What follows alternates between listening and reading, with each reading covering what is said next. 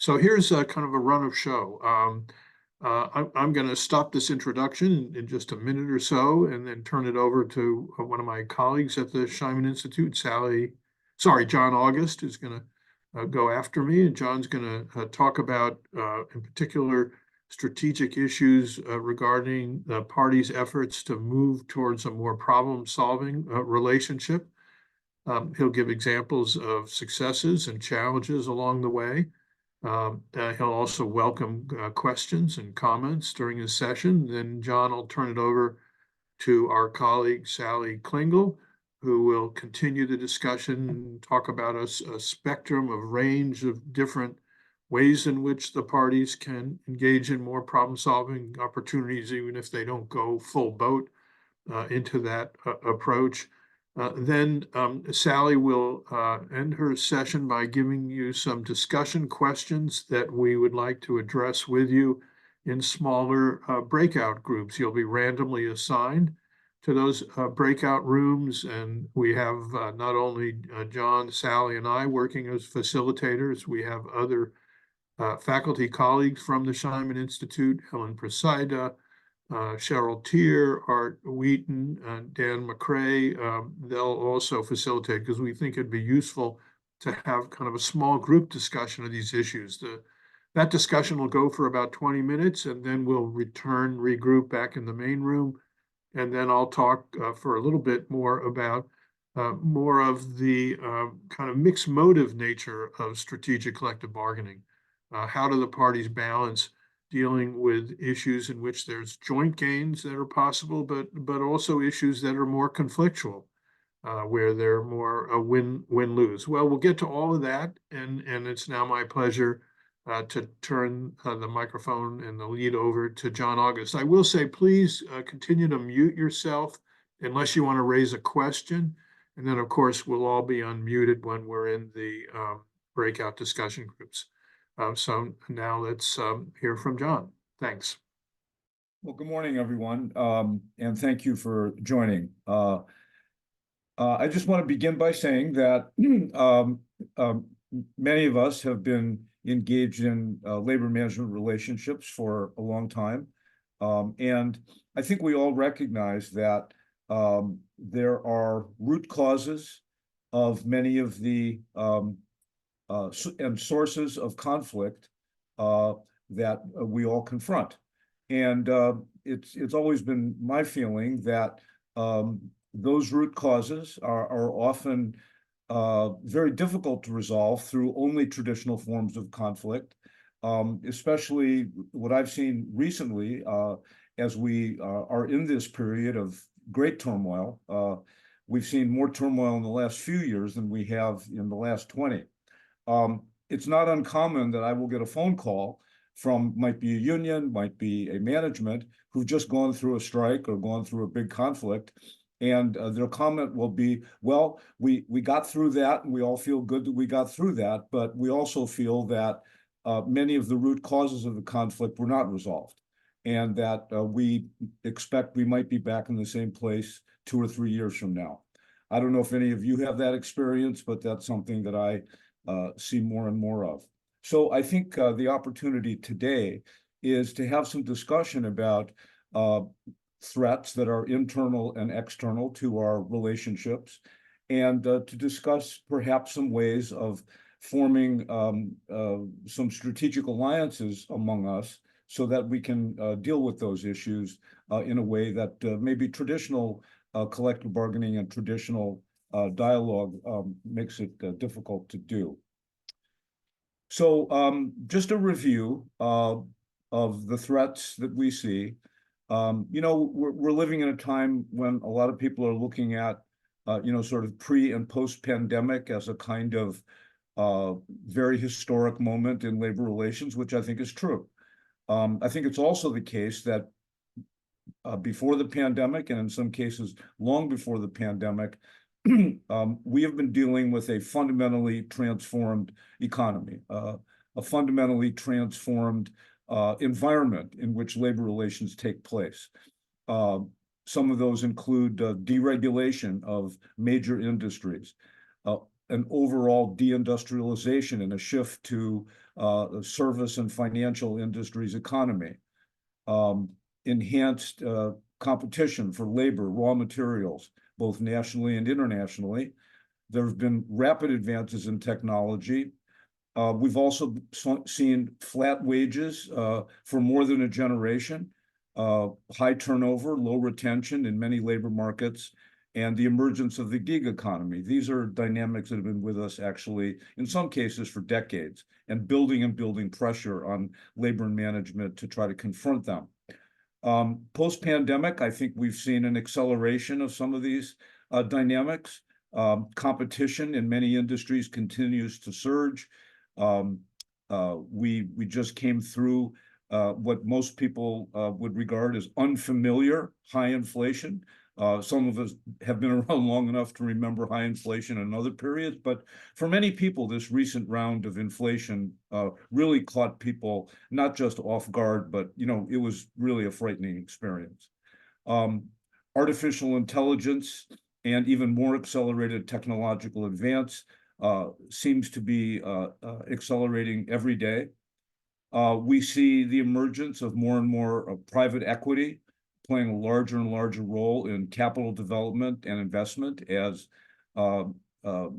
players in all industries who are always seeking capital are turning to private sources of capital as opposed to traditional banks, perhaps government reimbursement, and so on. We're seeing more and more consolidation in industries. In healthcare, which is where I spend most of my time, the data indicates that today there are about a couple of thousand health systems in the country, and in a very short period of time, maybe over the next 5 years, we expect to see that cut in half. And we see consolidation in many industries. In healthcare, just again, I think this is applicable in other industries where you're seeing a shift in the way services are delivered. In healthcare, we're seeing a move away from acute care to other forms of care. And I think that that is something that is happening in other industries as well. Obviously, we have unprecedented labor shortages, and we're seeing new, and certainly I think most of us would agree, very justified workforce demands regarding some of the social dynamics in people's lives, childcare, housing, transportation, and the quality of work life itself. So it might seem strange that in this moment of heightened conflict that we sort of have the audacity to be talking about forms of partnership or strategic alliances between the parties. But I think it's very important, and I really appreciate the leadership of the Scheinman Institute to bring us together and talk about what it is that we've learned for many decades as other industries than the ones perhaps we're talking about today, but many industries have faced in the shifting economy and the shifting transformations that I referred to a few minutes ago. We've learned a lot from some examples that are listed here on the slide. Through those experiences, rather than say we want to replicate or copy exactly what happened in those situations, some of which were successful and sustainable, some of which were not. But we have learned a lot from that experience.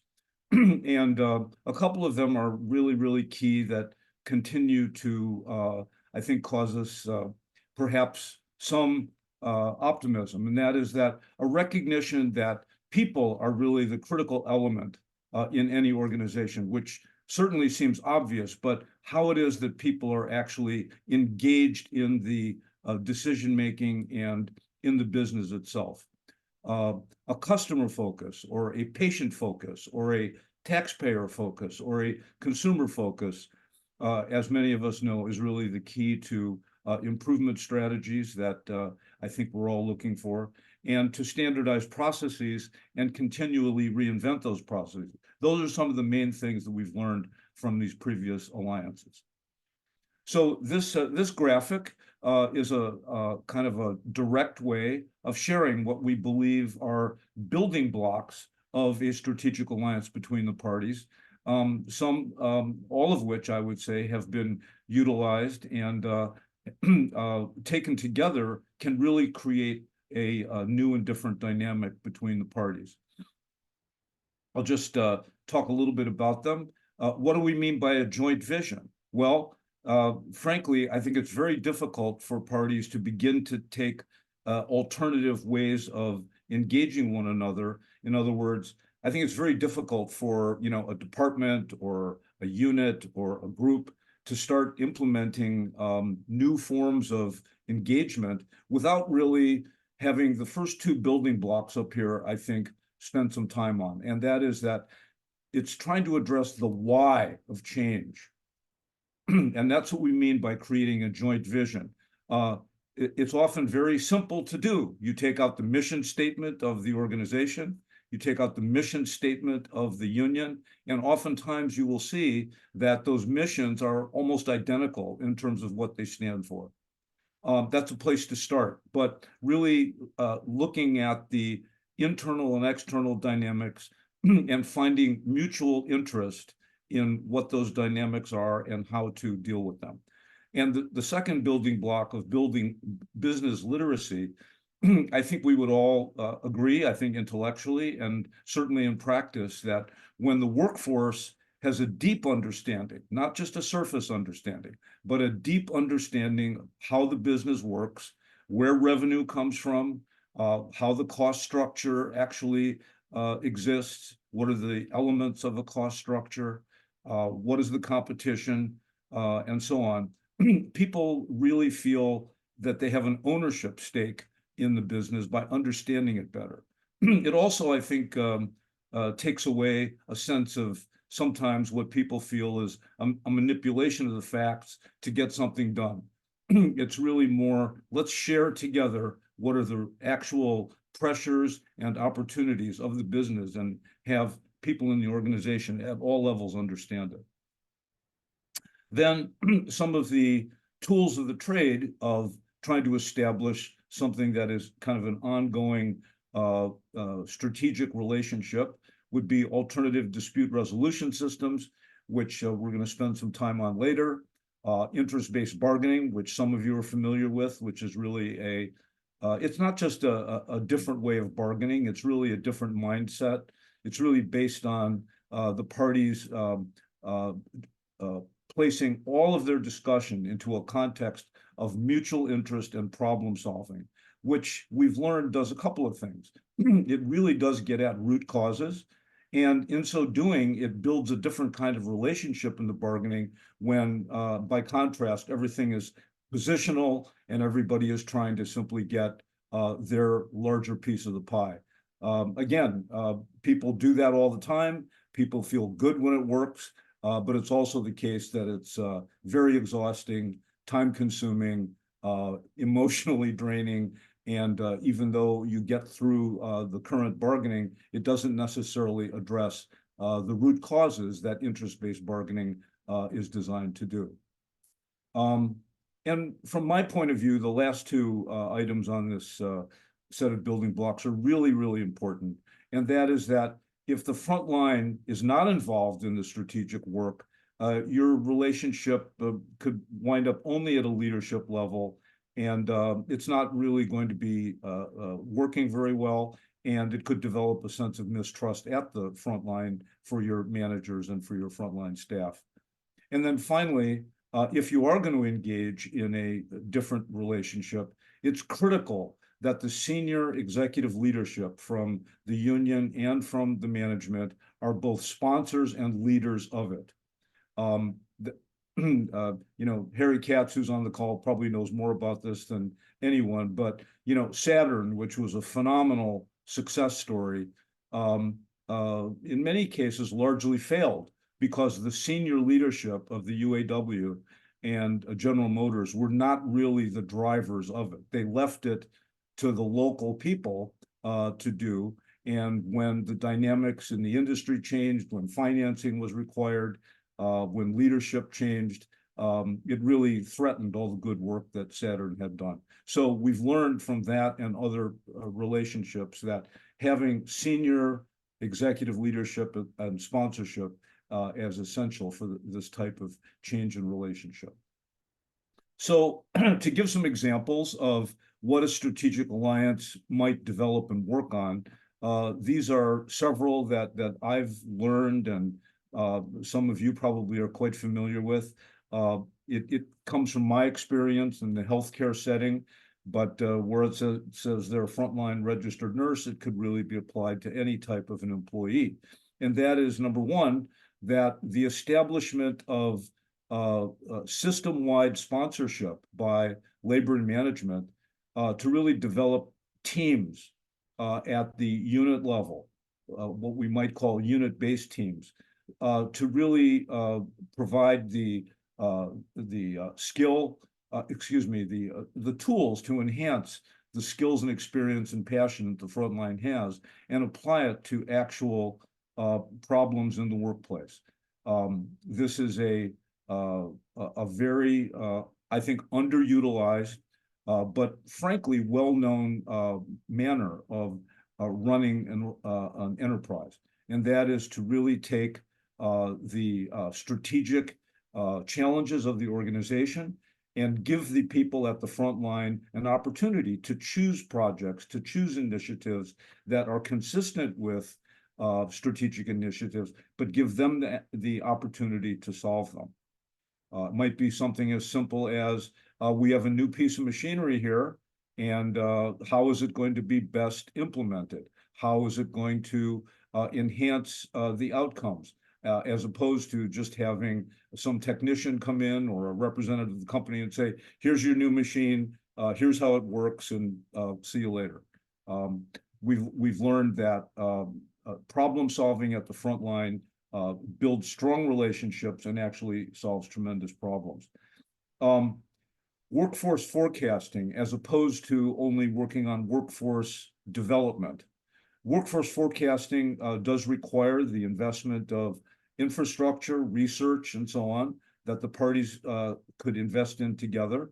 And what it really suggests is that rather than be constantly in a catch-up mode of how you are filling vacancies and training people, to look 5 years out, maybe even longer, and to really track in a substantive way, in a way that is transparent to all parties.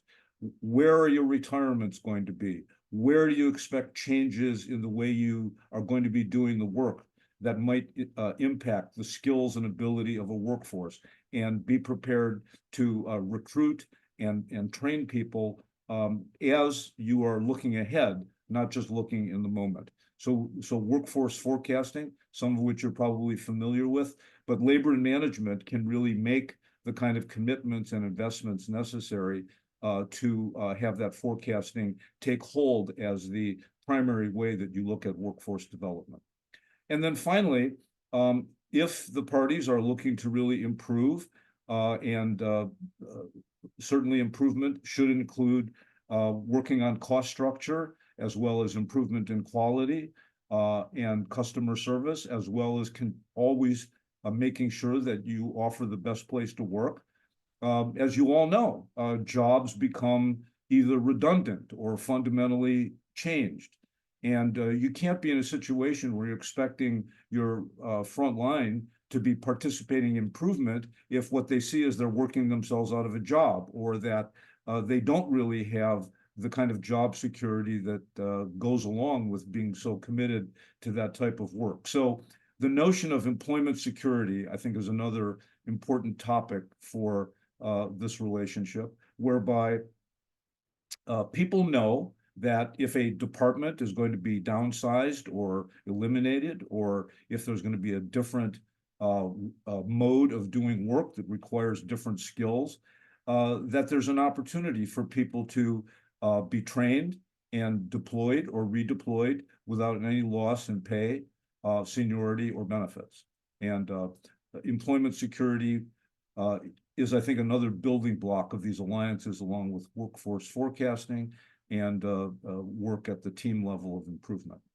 And I just want to conclude with something very practical, and that is that the idea of interest-based problem solving which is one of the important elements of an alternative dispute resolution process, is to really get the parties together, and before they start trying to find a solution, the first thing they do is agree on what the problem is.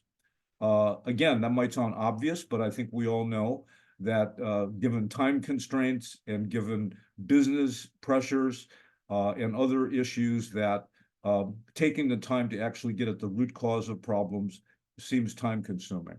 So one example that I just wanted to share with you that I was involved in directly recently was that in a very large hospital, the operating rooms were not being scheduled and booked in a way that was, really productive. And there was a lot of tension and a lot of, frankly, anger that management showed toward the workforce, and a tremendous amount of anger from the workforce towards the management because of the pressure that was being put on people to schedule operating rooms more quickly, more fully, and so on. And when the parties actually asked me to get involved in resolving this, the parties couldn't even talk to each other. But in a very short period of time, by using the principles of interest-based problem solving, which is to get the party to agree on what is the actual problem. In this case, everybody thought it was a lack of productivity. Well, it turned out that was not the case. It turned out that people were not being successful with booking the rooms, mostly because the communication between the parties had broken down, and there was very much a top-down kind of ordering of how the work should be done.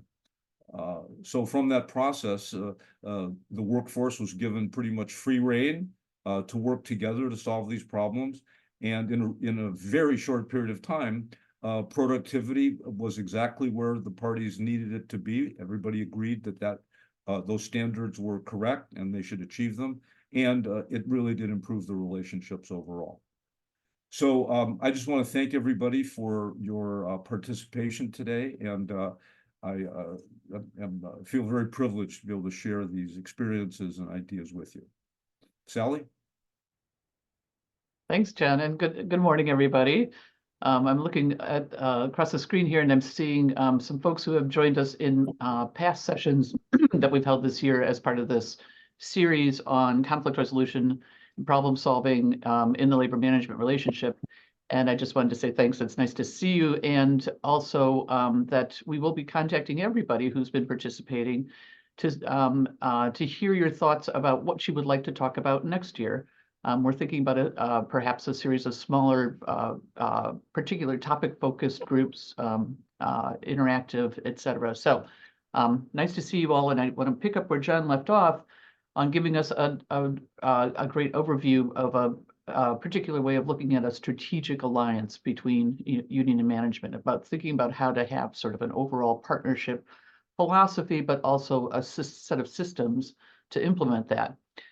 Some of us are not really in the position, to be able to engage at quite that level, but that doesn't mean that there's not plenty of opportunities for labor and management to be improving the relationship. Yeah, I saw that from Friends Medicare, and Oh, do we have a? Okay, to improve their relationship, to be more productive, to really take full advantage of what the labor management relationship actually offers. And we like to talk about this idea of a continuum of conflict or dispute resolution strategies that are in place, are open to us in the workplace. And in a unionized workplace, we use a lot of these. We're good at using, grievance and interest arbitration and mediation to resolve issues, to come up with new ways to deal with problems as they arise. We're used to working on using facilitators in some cases, or facilitation processes to help us deal with particular issues or to improve collective bargaining. And we're very good at using collective bargaining. And as Jen was talking about, we also have the option to think about how we improve our collective bargaining process, sometimes through interest-based bargaining, sometimes through other means. And we can use labor management partnership councils in the way that John was talking about. But we also have the opportunity to simply look for places that we can use either labor management committees or an interest-based problem-solving approach, or forms of labor management meetings to deal with the full array of issues that are there in the workplace. And so what I want to talk about is what are those ranges of options that we can use to resolve issues, and perhaps to be even more proactive in addressing issues in the workplace, and what does it take to actually get started? And I'm going to not talk about everything up here, but there's another whole range of things that we can do around resolving issues in the workplace that don't necessarily fall into the labor management relationship in terms of being able to bargain about them, but are existing nonetheless, and that labor and management can choose to collaborate on. Okay. So let's just talk about this idea of collaborating or partnering, or what that means. And really all we're talking about is finding at least one thing in common that's a challenge that you want to work on together, and doing that jointly. Namely, not one party or the other saying, I'd like to involve you in this process, but the two parties coming together to say, this is an issue that we share that's important, and we want to jointly figure out how to address that issue or problem or opportunity. Because really, labor and management are the two key workplace stakeholders. They serve a whole number of other stakeholders. I know some of you are in the public sector or in service work, and you have constituents that you're very concerned about serving. But everybody has a set of stakeholders that they're serving. And the two groups who are most capable have the possibility, right, of improving your service to your constituents are union and management. So to collaborate, though, you have to do it together. You have to decide to do it together. And as John pointed out, shared ownership in building a process is the key. Now, it's not, however, denying the identity of either party, or saying that if we work together, we're going to no longer have conflict in the workplace, right? There's no such thing. Even while we're working together, we're going to have conflict. So that's a given in the process. And it's definitely not a substitute for collective bargaining, though it can be very connected to or be the result of collective bargaining. And I want to talk about that in particular. And also choosing to say that we're going to try to work together, resolve issues jointly, doesn't mean that you're going to be successful at doing all of that. So in my experience, I've worked in a lot of different industries around collaborative processes between union management. And the big issue that I see is people not realizing that they might need to just start small, find one opportunity, and hone your process on that opportunity, and then apply it to another opportunity or to another issue. Starting off with the biggest, baddest, most difficult, hairy issue that you couldn't resolve in collective bargaining and saying, we're going to set up a labor management process to work on that, can be overwhelming, and can also, as John pointed out, can fail, and then cause people to say, well, that doesn't work. We should go back to the way things were. So labor and management have a lot of things that they potentially could be working together on.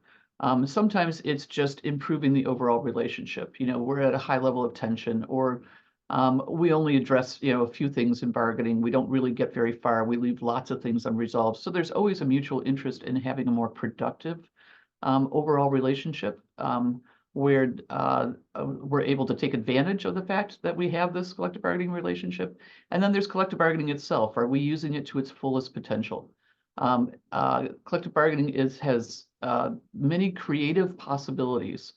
And in fact, I've been doing a lot of research analyzing contracts and looking in depth, along with my colleagues Ellen and others, looking in depth at contract language. And it's sort of amazing how creative some of the contract language is, and the issues that it can take on. So collective bargaining has a lot of creative potential. And we want to sort of firmly root a labor and management collaboration in collective bargaining. And then the third, major interest that we have is that we're trying to do a good job, right? We're trying to produce quality services or quality product, serve our constituents, and at the same time have a higher quality of work life. So plenty of potential for labor and management to be working together. The question is, what sort of vehicle can you use? In addition to, all of the stuff that John talked about, looking in terms of the overall relationship, simply having more transparency, and I think John was sort of weaving this all the way through, that more transparency around how we operate, what our plans are, what information people need to understand what's actually happening, and being intentional about joint sharing of information, and intentional about letting people know what's happening before it happens. So there's a number of things that you can just do without having to set up a vehicle for it. You can simply agree that we're going to start sharing more information, and that can be through meetings, or a number of other vehicles. And John also talked about using collective bargaining, an interest-based approach, or a more problem-solving approach in collective bargaining, and in administering the contract when grievances come up. But we can also think about a strategic use of contract language. How might we not just try to put language into a contract to deal with issues, but how might we creatively use memorandum of understandings or letters of agreement to enable some joint work that doesn't have to happen necessarily within bargaining. It can happen outside of bargaining. And that joint work might be in the form of a labor management committee. And we'll talk a little bit about various types of labor management committee. It might be in the form of enabling some problem-solving teams, as John was talking about in some of the partnerships that he's been involved in. There's contract language to enable the kind of problem-solving teams he was describing. It might be contract language to set up a pilot project on a particular issue. It might be bargaining over joint training funds for career advancement or for attraction and retention. There's a whole range of ways that we can set up vehicles to enable labor management to collaborate. And just a little bit on types of labor management committees. One type of labor management committee that a lot of people are familiar with, that's a permanent labor management committee and is often in a lot of contracts, is a joint safety and health committee. It's an ongoing issue. It benefits greatly from labor and management working on it together, as opposed to it being assigned to somebody in management. And so that's a good example of a permanent committee. I've also seen permanent healthcare committees that exist to both look at healthcare costs, but also look for options to help people become healthier and to take advantage of health and wellness programs. Labor management committees can be project oriented. We have a new thing that's going to be happening in our workplace. Something major is going to happen, and we've got to figure out how to work on that together. It's a project that's going to take about 1.5 years, and we know this is something we can set up a labor management committee that sunsets at the end of the project. We can use labor management committees as extensions of bargaining.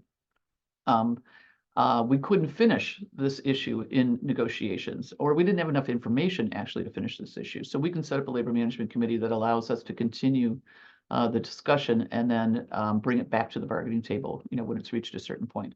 And there are many other variations on labor management committees. So whatever you're going to set up, it needs to have a very clear purpose, however. Coming together and saying, this is important to both of us, let's work on it, is really not sufficient. Have to be very clear about when we say, let's work on it together, what does that mean? Is it, let's communicate better about the issue? Is it, management is looking for input into decisions that they're going to make? Or is it, we have a particular issue or a problem that needs to be resolved around this concern or opportunity, and that's going to be the purpose of the Labor Management Committee. John was talking about process improvement. So labor management work that is set up to be ongoing to improve particular processes. Sometimes the Labor Management Committee is set up really to oversee or monitor a process that's in place. Might be something that comes out of collective bargaining. It might be, we just did an MOU on the new work schedules that we're going to have with remote work and flexible work schedules. And a labor management committee is going to be monitoring that to see if it's actually working the way that we thought. It might be implementing a policy that we came up with. Okay. We have a new, we've been working on bias in hiring. And so we've set up a labor management committee that's going to implement that policy. to try to eliminate bias in hiring. Okay. And since a lot of this gets enabled in the collective bargaining agreement, you also have to be very specific about what kind of language are you using that reflects your intention, your purpose. And the language in the contract is going to make a difference. It's a lot, it's not the same to say we're going to have a labor management committee that will meet to discuss X versus we're going to have a labor management committee that will meet to discuss X and will determine an outcome on Y and put in place, be responsible for putting it in place. So the language makes a difference. I'm channeling our colleague Ellen Galen-Presida here, who is very clear about the language making a difference, and to not be sloppy or unintentional with your language. So rooting labor management collaboration in the collective bargaining agreement means deciding what you're going to do, why you're going to do it, how you're going to do it, and then describing it accurately in the collective bargaining agreement. Okay. So what have we learned? Many of us have been involved in multiple labor management activities. In some cases, sort of the big deal partnership process that John was describing. In other cases, very particular instances where labor and management are working together on a particular issue. And what have we learned overall? And also, what does the research show us? Because there was quite a bit of research throughout the 1990s and into the 2000s on labor management relationships and collaborations. And the shared ownership is the key. You can't force the other party into a process that you've already designed, right? And ask them to buy into it. It's about building a process together. John pointed out the leadership endorsement and the recognition that labor management relationships are fragile. It can take years to build a productive and effective labor management relationship, and you can destroy it overnight, right? With a few key mistakes. So being very careful with the care and feeding of your labor management relationship is important. But also not building a structure or a process for labor management that's not aligned with the work practices you have. So we're going to have problem-solving teams that will meet, during work hours for, 2.5 hours at a time. If that doesn't line up with your work practices, because you're actually a construction company who has people out on job sites and they can't meet for 2.5 hours, during the work. So it have to design for your work, for your workplace, and for the circumstances in which you exist. There's no such thing as a right way to design any of this. It's all unique and to your circumstances. What have we seen that supports an effective labor management relationship? One is learning from other parties. Finding out what other groups are doing, and it could be in your industry, it could be in other industries. When we were preparing for this webinar, we were talking about the fact that there's so many examples that I hope are not lost to history, but really well-formed labor management partnership examples out there. So doing some study of what other people have done in the past, but also what other people in your industry are doing currently, and doing that together. Training people on the skills that they'll need to actually engage. If people don't know how to engage in problem solving, it's pretty difficult to change the way that you're problem solving, but also the conflict skills, the skills for collaboration that are necessary. And again, this is a joint thing. It's not about having an expert come in and do it for you or with you, but it's about together coming up with training that will help to spread these skills. Not isolating labor management efforts. We have a great, committee that works on violence in the workplace, preventing violence in the workplace. They're way over here. But nothing else in the workplace has changed to support that group, and nobody really knows they exist, and they're not actually part of the fabric of the organization. So we don't want to isolate these efforts into small committees who are working on their own. I think the last thing is in addition to making sure that you're connected to collective bargaining in the contract, right, that this is not occurring outside of that. But understanding that you're building this relationship because it's a really important, valuable resource. The relationship between labor and management can help you accomplish things that are important to all of you. It's a means to an end. When the relationship becomes the purpose itself, how do we just get along better? How do we like each other better? Those labor management partnerships tend to fade away because they're not actually set up to do the things that are important to folks. And your constituents also will start to wonder, wow, you guys spend a lot of time together, but we never see any results from all your time together, all the talking that you're doing. So you're using this as a means to an end, to making some improvements that are important to people's working lives. All right.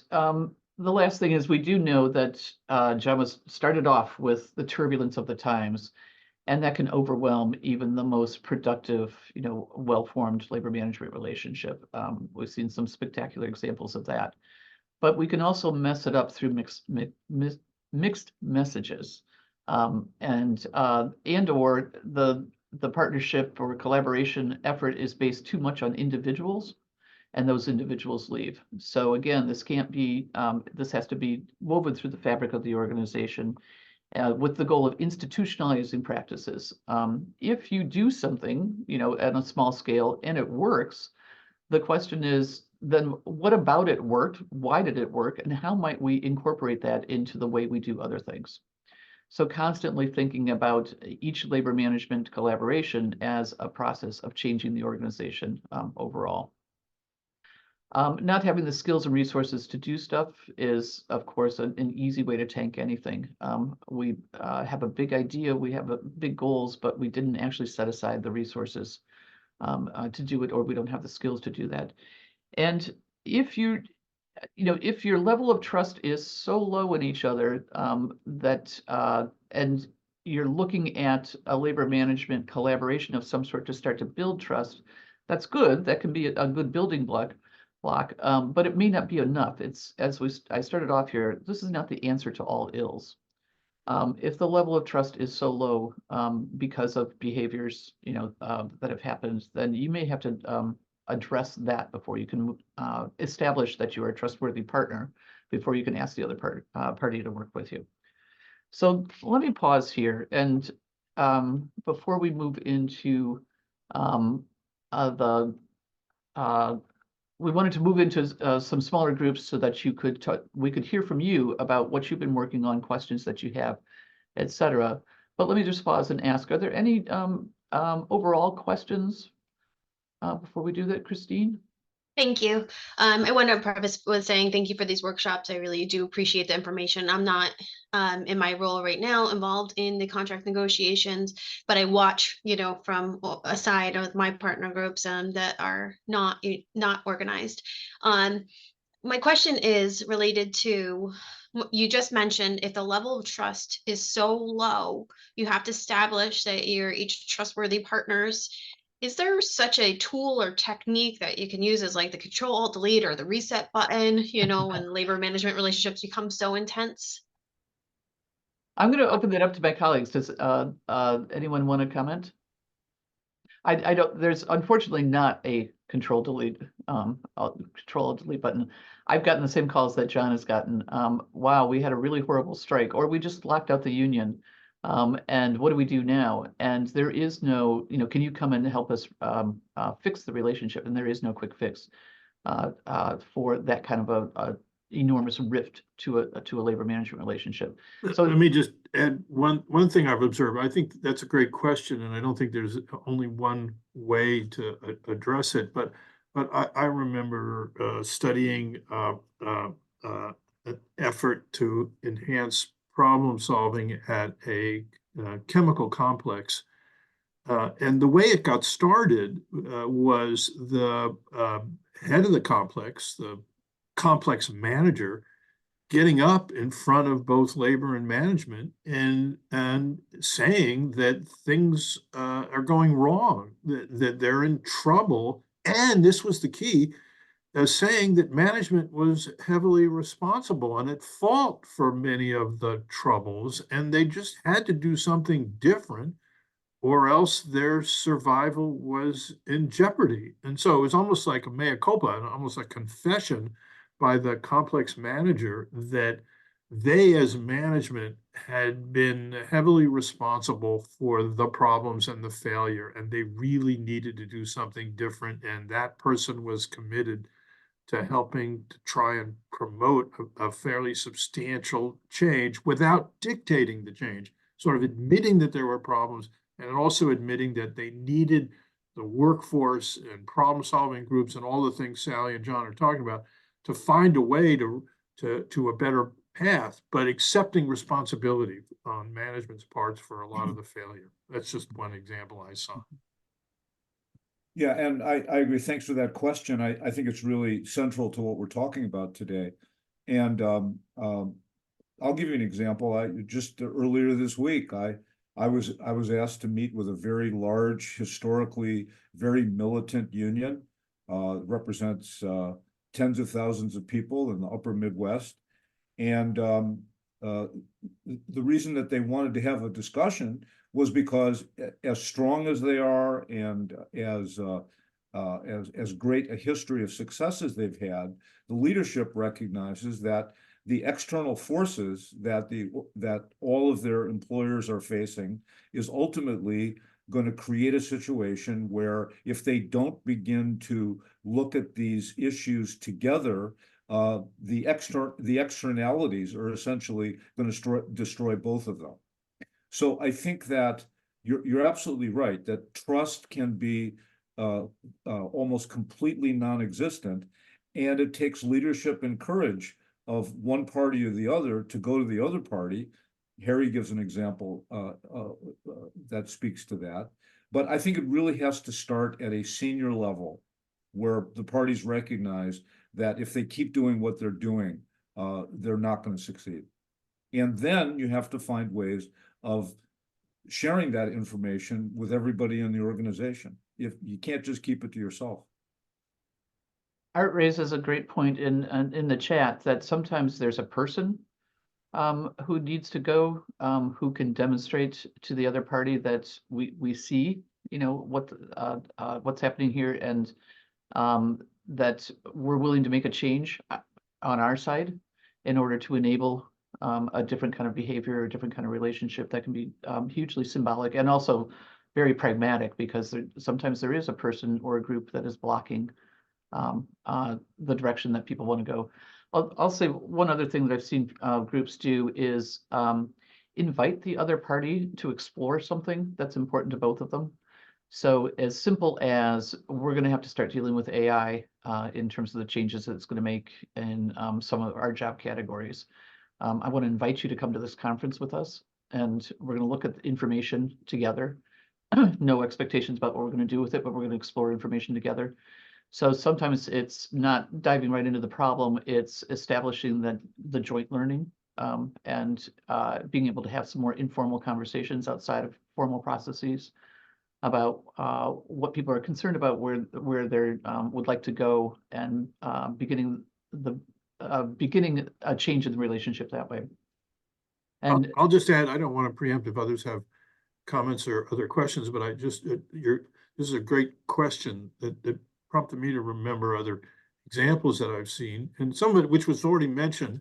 I don't remember whether it was Sally or John, but it's also worked in a number of instances that I've seen that have progressed, but where it started out in a very difficult place, and that is the parties going off and studying what other either parts of their organization are doing where the things are going better, or other organizations where one or the other, the union or management, has heard that things are going better, and go off as a study group to try and understand what's happening in that other place, not because you necessarily want to strictly follow exactly what they're doing, but to learn from what's gone on. And it's also just a way of impressing upon the parties that there are alternative ways of relating to one another that doesn't jeopardize their own role or existence. that's also something that's key. The union often needs to learn, sometimes by learning from other unions, that you can be involved in a more problem-solving relationship, and it doesn't undermine the key role the union plays. In many ways, it enhances the union role.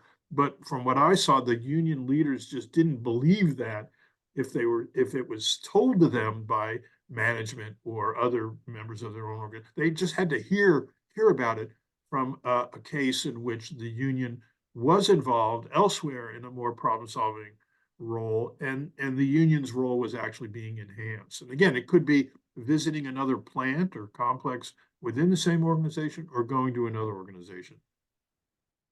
Okay, I want to keep going here on more discussion. So we thought we might spend some time in smaller, it's nice we've got a smaller group because we can break into some much smaller groups to talk a little bit about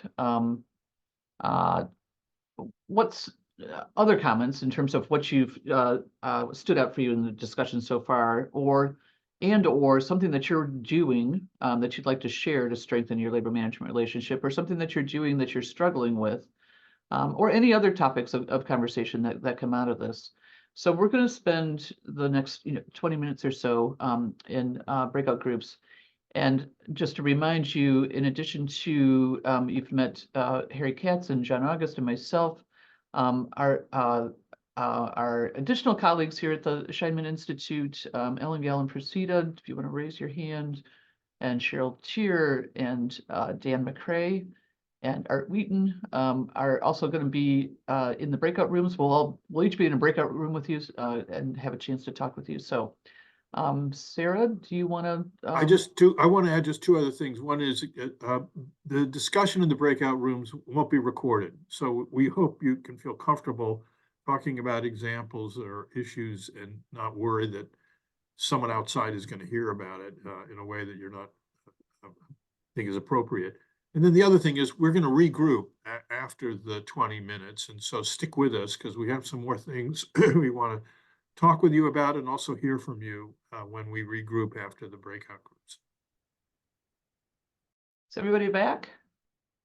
We wanted to just briefly hear from any of the facilitators, something that came up in your discussion that was interesting or others might benefit from hearing about. Go ahead, Art. I had a great conversation in my group. They brought up a lot of good things, and each of them brought at least one thing to the table. One of them had to do with staffing ratios. They're trying to work together to solve the issue in healthcare. There's all sorts of issues around staffing issues and trying to find different creative ways of resolving that. Sometimes, travelers and being here and there and everywhere and trying to find solutions. I had another one about in Canada, some of the issues are around legislative. So it's trying to have the union and the management, they have similar goals in terms of the move to privatization. How can you work together between the employer and the employees and try to say, you know what, we really need to work on this issue because it impacts all of us. And you can build some relationships around those shared goals. And then we had another great example from Teamsters and drivers for the truck drivers, that you would have creative ways where the company and the employees would help make trucks available so that people could take the test for getting their Class A licenses, which is a huge issue in trucking that are there. So they came up with some creative ways to be able to share the company trucks to let different employees or potential new drivers get their license to get in the union and move forward for the business. So those are the ones that came to mind. So thanks. Mm-hmm. Dan, something?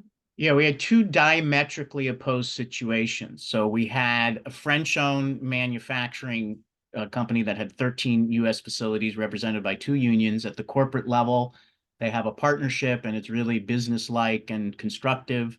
At the facility level, it can get into a gripe session, but they structure it so that, they focus on solutions. And the other was the entertainment industry, where union members, there's so much hostility between the employer and the workers that even saying you're going to work collaboratively with management will raise suspicion on the union side. And the feeling is the employer is so aggressive and positional that, you know, they have meetings and nothing gets done and they're just sort of being pushed off until the next meeting. So I found that sort of interesting. We don't know if it's the industry or maybe the French are more used to, you know, labor power, or maybe even manufacturing, unionized manufacturing is used to labor power, and the entertainment employers maybe aren't used to until maybe recently, power being used against them. And so we sort of discussed the possibility that sometimes you do need to use power to bring this person to the table, to realize, wouldn't it be in your interest to collaborate with us? So I thought that was interesting. Cheryl? You're on mute. Yeah. Cheryl? Okay, I forget to unmute.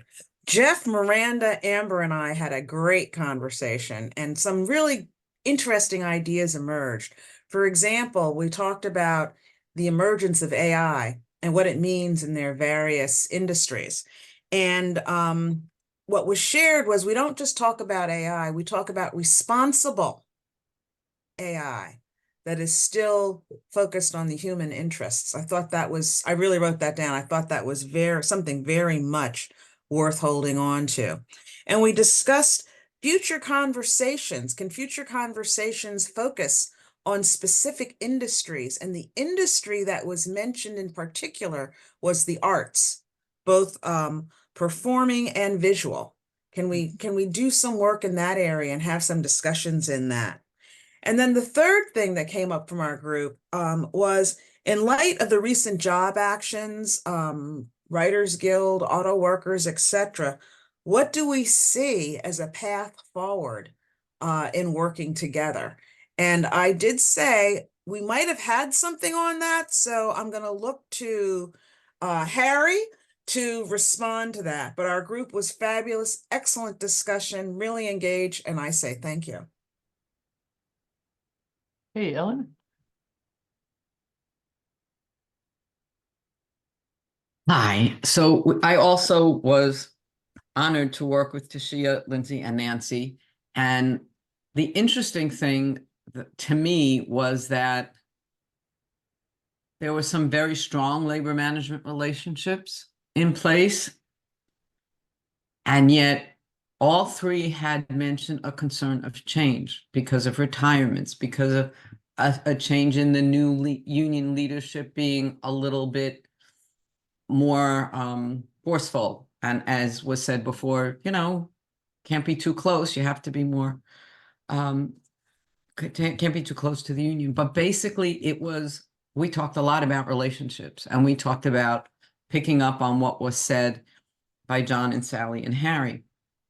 The steps that people can take to start building those new relationships and keeping them going, as simple as inviting the other party to our next webinar, because coming together and sharing together mattered.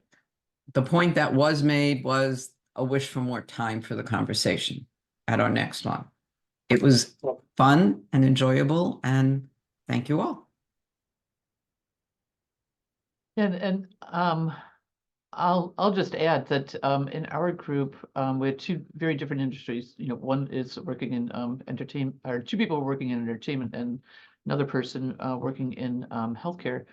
But the thing that, and also very different circumstances happening. You know, Mary Ellen is dealing with the failure of a healthcare system and successor agreements, and can they restart now like 9 new, you know, labor management agreements. Versus Sarah and Dijon in entertainment. But one of the things that we ended up focusing on was the use of joint training funds or joint workforce development as a sort of stabilizing and force with an employer, but also potentially with an industry.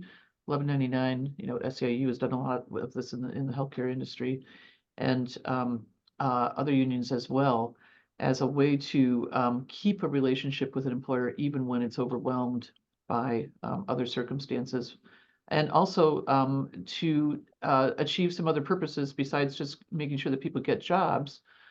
that they can advance in their career, that you can increase diversity, that you can deal with any systemic bias that's going on. It's a great sort of lever for making change in an organization. So anyway, we talked about joint training funds, that.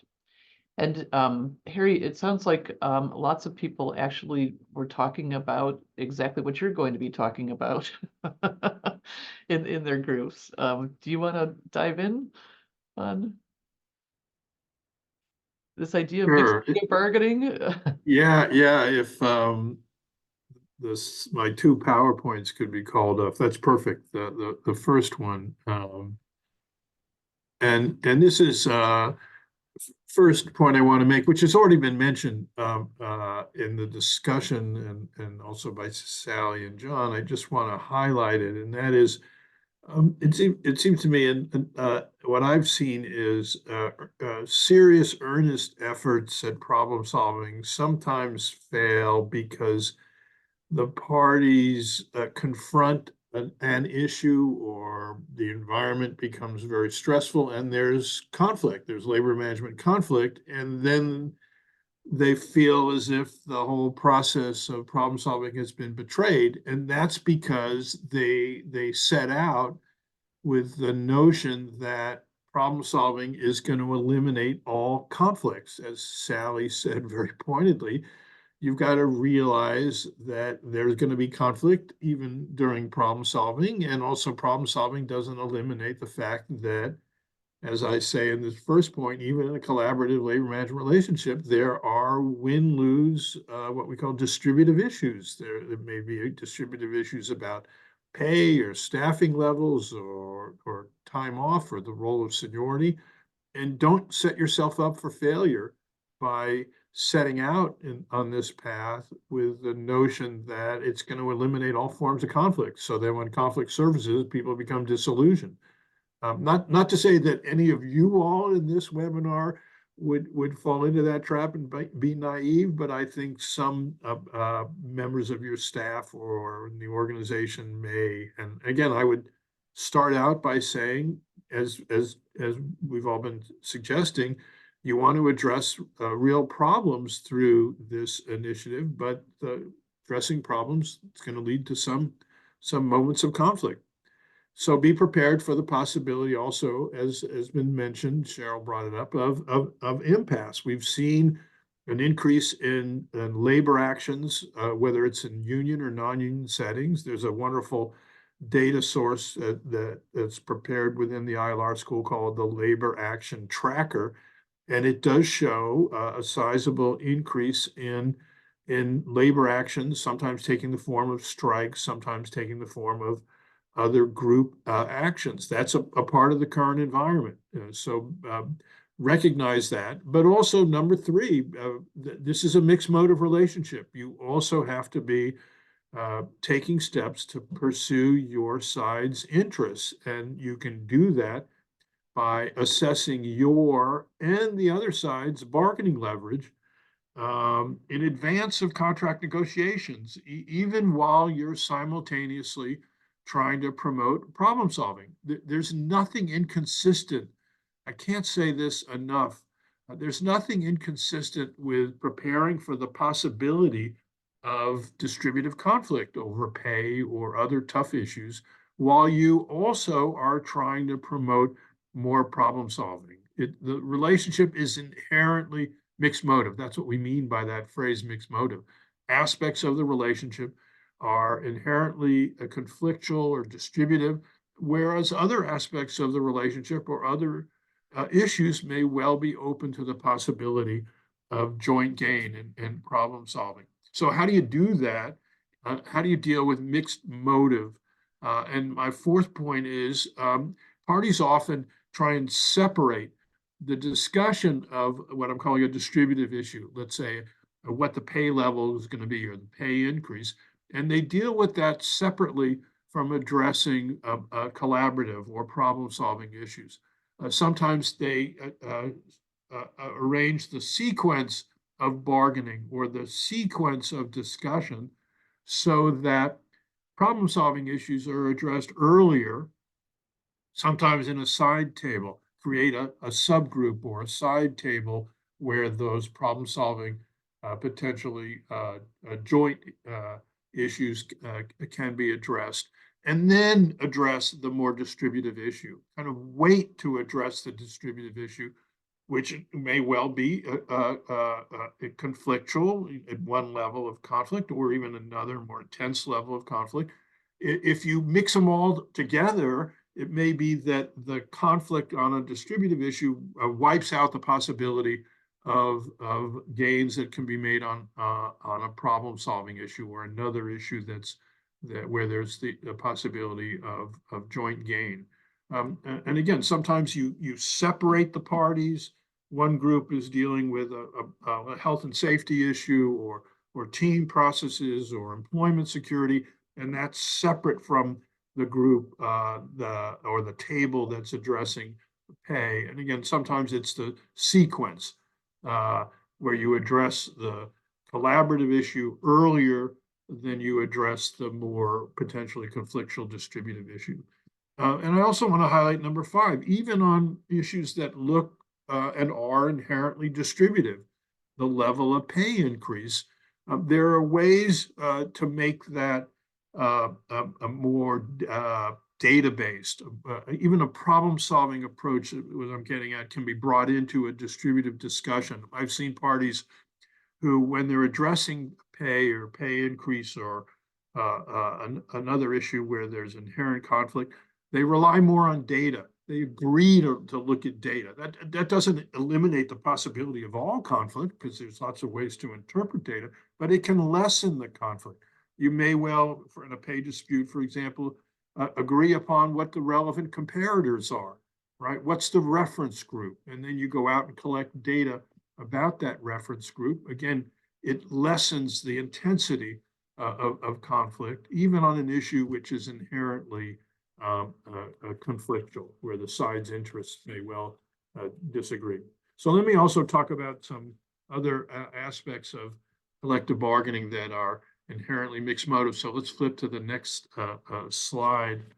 I've already mentioned it. There are, let's be honest and open about it, there are more frequent labor actions occurring at both union and non-union workplaces. Some of this is because of the factors John mentioned. There's more change, more restructuring. Sometimes it's the role of a third party coming in as an owner, private equity, or some other entity, and that's created turbulence, and turbulence has led to more frequent conflict of this sort. Let's be honest, we're grown-ups. There's more conflict. We've got to face up to that. And also realize that part of the current environment, in some ways, is quite healthy. We have a strong economy, a low unemployment rate, but that also has shifted bargaining power somewhat. The circumstances will vary, but it has shifted bargaining power somewhat more in favor of labor. And again, that at one level, the macro level, that's quite healthy. But for those of you on the management side, that creates issues for you. Labor has enhanced leverage in many sectors. Sometimes that leverage, I might add, comes through a state or local government support for labor. It depends on where you are in terms of the political environment. But labor, to their credit, they're thinking strategically too. And some of you are on the labor side. I encourage you, if you haven't already, think about how you can enhance your leverage by political action that, again, doesn't have to lead necessarily to a totally conflictual relationship, but nonetheless can help you in terms of your overall leverage. I will add, because of the circumstance we're now in, and at one level, I hope this continues. I just hope we can find ways to manage our way through it. If the economy stays strong, the labor market stays tight, labor is going to have more leverage. And what I've observed in some collective bargaining negotiations is that management has just been reluctant, hesitant, slow to come to grips with the fact that labor has more power than it had 5 years ago, 10 years ago, or whenever the last negotiation occurred. And then some of the reasons then we're having impasses in some of those collective bargaining settings is because management is miscalculating. They think they have more leverage than they do. And in some sense, the labor action or the strike where those have occurred is basically teaching management a lesson. And the lesson is, in the current environment, labor has more leverage now than they've had in the past, and management's had to up its offer.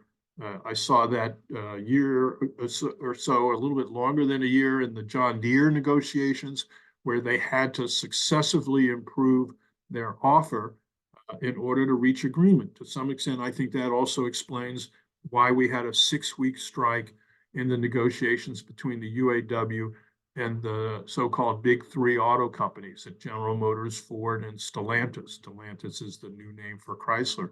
Management in that negotiations, from my own understanding, again, I wasn't at the bargaining table, I'm not in management's head, but just listening to what was explained about what was occurring, and also following the press reports about the offer, management had to increase its offer successively over the 6 weeks, and then they were finally able to reach an agreement.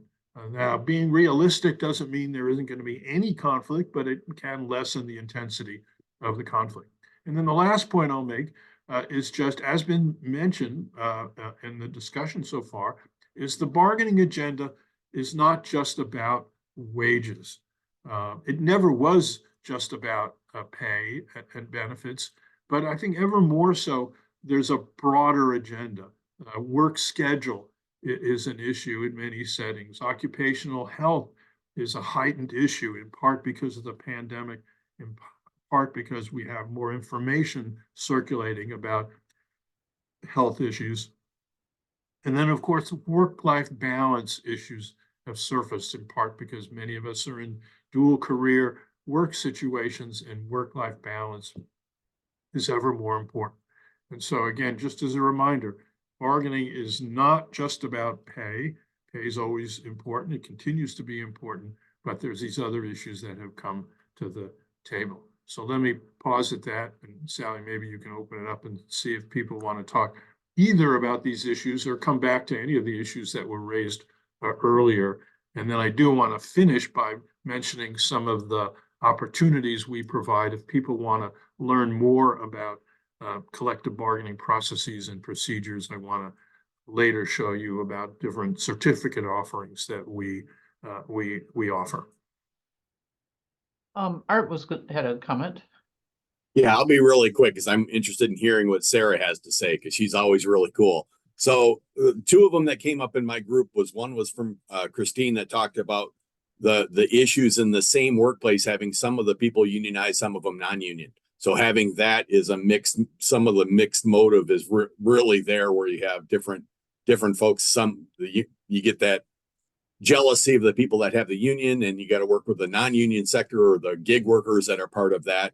And the other issue that came up that also hit that is unions can sometimes have their own factions. Being a Democratic elected group or something, you can have different parts of the union that can sometimes drag in management or HR. So sometimes those mixed motives can be intentional for causing disruption. And that was brought up by Jennifer. But I just wanted to bring up that, yeah, the mixed motives did come up in our group, and I'll shut up and let Sarah go.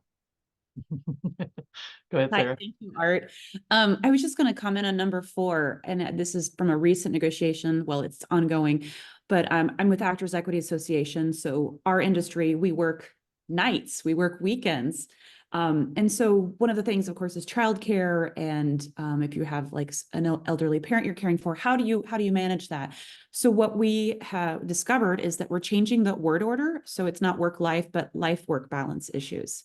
And that seemed to make a huge difference in some of our provisions that we were trying to fight for and get the language around. But just that little change of life-work balance has had a huge impact. And I think we're going to keep using that word order. So I just wanted to share that.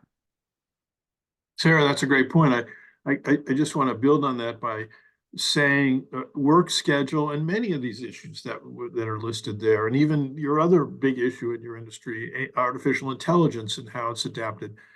There's lots of possibility of problem solving, and I'll pick on management, to be honest, because at times I get so frustrated by management saying, "Oh, it's all the union's fault, and it's because the big bad union is doing this."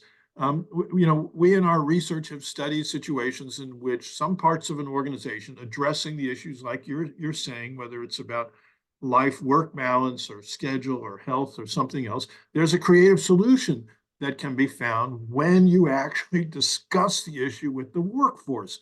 It's not inherently win-lose. There are lots of possible ways to address life-work balance, as you know, and these other issues. Nonetheless, the frustration that many of us have come to is that you find a place in the organization where that's being addressed, but other parts of the organization don't even know about those problem-solving solutions that have been identified. I was thinking about a study that was done by one of our colleagues at ILR about different warehouses of the same company. And in one of the warehouses, there were incredibly creative solutions that had surfaced about work schedule, maybe along the lines you're saying, or other solutions that fit that particular setting. But when that research team went to other warehouses within the same company, they were fighting ferociously over that issue and didn't even know about the solutions that had been developed within that more problem-solving oriented location. And you can find the same thing even within the same location. Some parts of the organization can successfully address these issues, and they often don't find ways to sort of learn even within the organization about the possibility of problem solving. So your example is a great one. I just want to highlight sometimes it doesn't come to the importance that it could because of a lack of communication and information sharing within the organization. Yeah, Harry, I'll just say that the flip side of that came up in our group of the union serving as kind of the intermediary across employers of being able to share information. And we were talking about it specifically using the joint training funds, as a real structural way to do that. But it also happens, I know in the arts of people sharing across the union so that they can get different employers to understand different possibilities if they're not coming up within a particular employer situation. The other thing that came up in our group and was that the union is a democratic organization that might have different ideas, different caucuses, but that they know they have to work hard to unify because they can't actually have any leverage if they're not unified. Doesn't always happen on the management side. There's not a clear understanding that management has to be unified as well, or they can destroy bargaining. And we were talking about that situation, right, of management not being unified and actually tanking, a good agreement. So it's important on both sides that you be a responsible partner, right? You're unified, you can speak clearly for your organization with the other party. And that's also just back to this trust issue. That's how you build trust. You can count on us. We're going to come to agreement in our group and we'll be a trustworthy partner. We're going to run out of time here quickly. So two things that Harry just mentioned. One is, other comments, thoughts, questions, but also we'd love to hear a little bit from you about what you'd like to see next. And Cheryl mentioned one idea, which was would like an industry-focused group to talk about some of these issues. That would be of interest. So we're interested in both of those things. Other comments, questions, thoughts about the discussion so far, and things you'd like to see next. Sally, if I can add to that, just specific industries, because I saw a lot of heads nodding, but we need to hear what specific industries you want. Yeah. And you can shout them out or put them in the chat. Raise your hand, Brandy. Sally, you got a couple. Brandy, go ahead. I'm gonna guess that Dijon and I are on the same page because he's my business manager. But I really feel that when we do these groups, because we're on the crew side of the entertainment industry, we have slightly different interests than performers do, but we're still kind of on the same page. On the crew side, usually when we join these things, they're really fascinating theoretical discussions during lecture. And then when we get to breakout, we spend so long describing the difficult parameters that are specific to our industry that we don't get to the meat of it. And so we don't get a lot of value in really doing that in-depth thinking, creative problem solving, and brainstorming So an intensive for the entertainment industry on the cruise side would be incredibly helpful to us. And I will add on to that, within the entertainment industry, also taking into consideration arts. And I was the comment with the visual, the performing arts, and even going as detailed into arts nonprofits, orchestra, as you can see. So that is very important to us. Okay. And to piggyback what Brandy said, it's really about a multi-employer / multi-union unit that we're dealing with. So it's similar to construction trades, but even more complex. And I've taken Dan McKay's class, and he's always amazed by the dynamic that we face in the entertainment industry, being multi-union and multi-employer. Mhm. Yeah, it is one of the most complex sets of negotiations. So just to highlight, if you're not following the chat, several people have suggested, which we all wholeheartedly agree with, which is have a sector focused on manufacturing. There's some commonality within the various components of manufacturing that could be well addressed. And someone also said from the entertainment that they'd want to learn more about how unions and conceivably management, and sometimes working together with management, can use political leverage to their advantage. Just to highlight my last point is sometimes political leverage means going to the city council or the state government to provide subsidies or permission for projects that benefit both labor and management, whether it's construction projects, or I've dealt with parties in the hospitality sector, whether it's the building of a new hotel, or sometimes it's tax advantages. So political leverage is not necessarily always just a distributive leverage issue for one side, not for the other. Sometimes it can be one of those issues in which there's a possibility of joint gain and all. And we certainly want to address that with you in future forums. A new comment was added about state governments or decentralized management structures that operate under one contract as well. It was just added. I see Christine's hand. Yes, just with talking about the industry specific courses, will there be a criteria or eligibility criteria for you to sign up for those workshops if they are? Because I do find value in listening to different industries, maybe opportunities that they have and their creative solutions to things that I think can be moved across industries. Just wondering if there would be. Oh, yeah. No, we wouldn't say, oh, if you're not from that sector, you're not allowed to listen into that or participate in that sectoral discussion. Your point's well taken. Okay, thank you. I'll just throw out, this is super helpful to hear. It's not just sector, it's, the structure of the sector that people are talking about. That's important to them. We're also thinking about potentially doing sort of, I don't know what you would call it, kind of a membership series to build a network where you could come with a group of your members or a group of people in your organization, for a small fee, and invite your partners, invite your union or management partners to come with you to some, sort of a small series that would be small group, highly interactive. So I'm throwing that these are things we're considering. And so if you have ideas, thoughts about that, would you use this kind of an opportunity to invite your union or management partner to a session? Sarah says, yeah. Keep in mind, just to build on what Sally's saying, that it might be by sector, but it also may be a working group on a particular issue that cuts across sector, right? Work-family balance or artificial intelligence or some other question that would appear in many sectors. So that's another way to cut the discussion, is to have a topical workshop as well as our thoughts about having sectoral discussions. We were imagining doing both of those as part of the kind of consortium activity that Sally's mentioned. I'm pleased to see a number of you are typing in yes.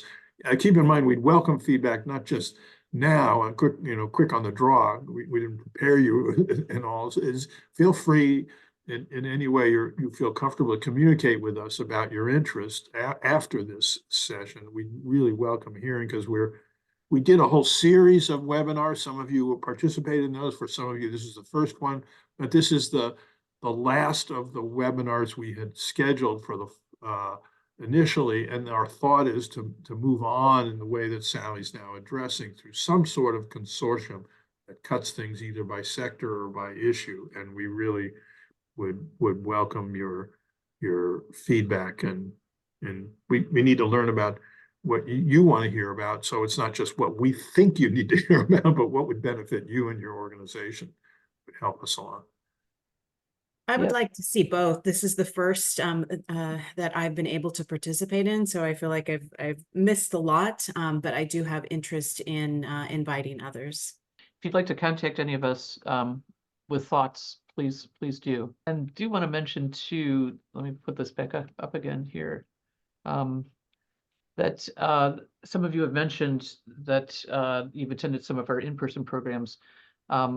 We have professional programs for, these are sort of our advanced things, you know, for people who are really want to dive in deep on labor relations issues.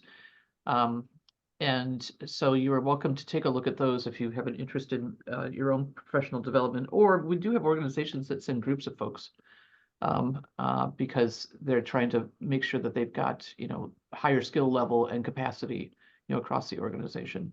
And Sally, And we can go to your site. You know, a number of us, and you, my colleagues, go, if you have a group and you don't necessarily want to send them all into New York for this workshop, we can go to your site and teach. And it doesn't have to be the whole certificate, whether you participate as a group, as an individual. There are individual courses here, but they're also arranged through a certificate. yeah, Art, and also I interrupted you. Go ahead. Zoom, and also to the extent that it's difficult for you to get all of your people in one place at one time, we can also do any of these programs remotely for your group. And I'll just say that you should note, for those of you in nonprofits and the public sector, and nonprofits include unions, we do offer a discount. So you should ask about that. And the second thing is, if you are able to get union and management together in your organization, we can discount training to offer to union and management jointly.